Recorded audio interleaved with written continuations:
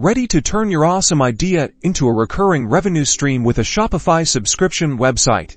First, head over to the Shopify App Store and search for a subscription app like Recharge or Bold Subscriptions. These powerhouses handle the recurring payments, and subscription management will use Recharge for this example.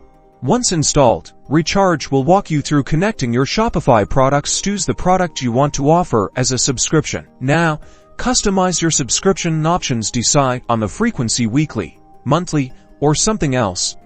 Offer discounts for longer subscriptions to incentivize customers. Recharge then allows you to manage your subscribers. You can track active subscriptions, process refunds, and even offer customer support directly through the app. Finally, optimize your product pages. Clearly highlight the benefits of subscribing, use persuasive language, and make the subscription option front and center.